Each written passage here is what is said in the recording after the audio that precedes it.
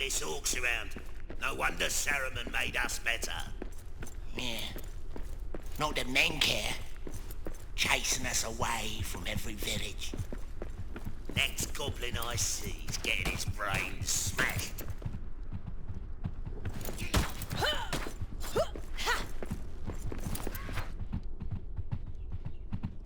If there's one thing among a few that I can credit the Lord of the Rings Return to Moria for, it's that initial call to adventure. In the Fourth Age, Lord Gimli Lockbearer calls upon the dwarves from all across Middle-earth to converge on Khazad-dûm or Moria. Briefly seen in The Lord of the Rings: The Fellowship of the Ring, it was an incredible city until the Balrog invaded and destroyed everything. Driven out, the dwarves awaited the awakening of Durin, their founder, to ultimately return. Of course, Gimli being Gimli isn't interested in waiting any longer. The opening does a lot to set the stakes, helping us empathize with the dwarves who want to go home. There's camaraderie and warmth, further reinforced by the mechanics of light and darkness. After a plan to create an entrance with explosive fails, players find themselves trapped in the mines of Moria, separated from the other dwarves and desperately seeking a way out. They're assisted by Arik, a raven who occasionally rendezvous to offer guidance, but a mysterious shadowy curse is also afflicting the region. How you survive and ultimately unravel Moria's various secrets is the core part of the game. So yeah, as far as setups go, Return to Moria does pretty well. It even intersperses bits of lore, like wizard's marks and history stones for each location.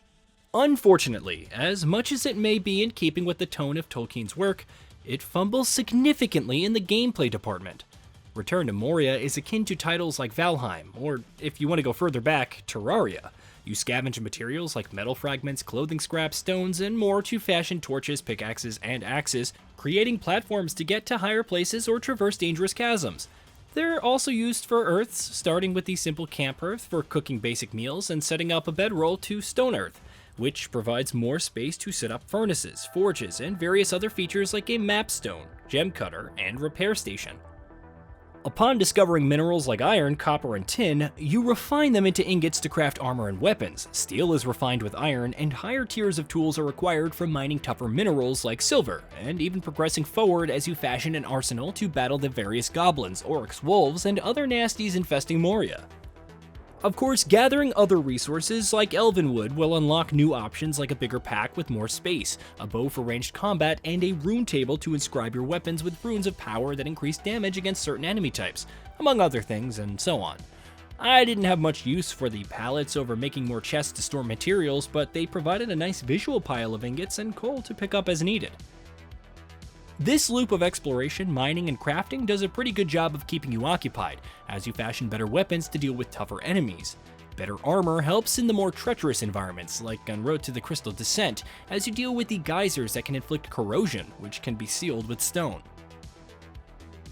The survival elements aren't overwhelming, but managing hunger and resisting is important, lest you gain the tired debuff and reduce overall max energy, or starving, which reduces health over time. There's also the challenge of light. Dwarves don't like the darkness, and it affects their morale. Keeping a torch in your offhand can often be necessary, though it prevents you from holding a shield or wielding a two-handed weapon. Setting up standing or thrown torches to provide other light sources can mitigate this while keeping them warm. The environments shine in their variety, even if they're not visually overwhelming. Discovering the Elven Quarter for the first time, lush with greenery, before finding it overrun by orcs is cool, especially since it leads to the first Great Forge. Unfortunately, it does little to diminish the linear nature of the game. Linear doesn't imply going down a straight route, but you are fairly restricted. You can't dig just about anywhere or tackle areas in any order. Games like Valheim and Terraria have a recommended progression in place, but you still have the freedom to make your own way. Return to Moria doesn't have that. It's due to the overarching story, with its interactions and cutscenes being a core foundation, which is fine, but it goes beyond gated progression. Most walls are unbreakable, with dirt surfaces indicating the way forward. Having more routes would have been nice, but this restrictive exploration also affects the resource gathering. When mining, you'll spot distinct patches that yield materials after thwacking them enough times. After that, you're hitting the unbreakable portion, which only gives you piddly 1 stone or so after every 5 swings. When desperately looking for stone to build structures, construct a hearth or repair a statue to unlock the many weapons and armor blueprints, and you're left with no other option than to hit the indestructible walls. It can get irritating. Also, while there is enough in the various structures to build, like walls, banisters, wall torches, stairs, and whatnot, the actual building leaves much to be desired. Many explicitly require a hearth, so if you're trying to construct some stairs to repair the first Great Forge, it can get very awkward, given the limited space available for a hearth.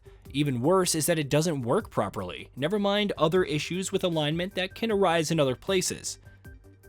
The snapping of structures can also range from unwieldy to non-existent, causing your wall torches to get built inside the walls. Being able to deconstruct anything you make on the fly and creating platforms to traverse environments or a camp hearth at a specific point to serve as a checkpoint is nice, even if there are a decent number of establishment hearths that require repairing and serve as temporary bases. Another core issue with Return to Moria is the combat. You can slash, block attacks, or hold down the attack button for a charged attack, while bows allow for ranged combat. The overall feel is very awkward. Sometimes you may misjudge the amount of available energy and intend to hold a charge slash, then awkwardly unleash a regular attack. The lackluster animations also don't help, and while many other survival games could also boil down to basic hacking and slashing, it just doesn't feel as polished or fluid here. There are some different weapon types, from one-handed and two-handed swords and axes, but it's not the craziest variety. Enemy AI is also lackluster, especially during sieges, where you can kite a train and take them down one after another. It doesn't always work, especially when facing enemies that can poison you despite blocking their attacks. They're more annoying than a threat due to the sheer number in some situations, but at least they don't get caught in the environment too much. Return to Moria's animated art style can look decent, even on medium settings. However, some more polish is needed. After wearing a helm, my character's hair remained permanently clipped through their neck. At one point, some enemy heads were visible and seemingly hovering in place before suddenly disappearing. Don't even get me started on stones mined from those unbreakable walls, seemingly phasing into the ether, never to return. The sad part is that there is some fun to be had with the game, even with these glaring issues. When mining and going into an ore frenzy, swinging your pickaxe consumes no energy, and your dwarf starts singing, adding to the atmosphere. When attempting to cross a lake and activate some pumps, I discovered a watcher. My bow is ineffective, and it summarily destroyed my structures and life with one attack, prompting me to regroup. There's also the feeling of wanting to see what lies around each corner, even if many ruined structures are more for their materials than any noteworthy loot. It's probably why I kept, returning to Return to Moria. Even with its flaws, there is a certain charm and magic to the experience. If you can tolerate these issues enough, there is a hefty survival crafting experience with interesting environments to explore, which could be good with friends. Perhaps with more updates, this could be a solid experience worth diving into for its lore and unique environments. But for now, The Lord of the Rings Return to Moria falls woefully short. Hey, did you know that we at GamingBolt upload new videos every day? Stick around, drop a like, subscribe, and hit that bell. And let us know what kind of content you'd like to see in the future with a comment below.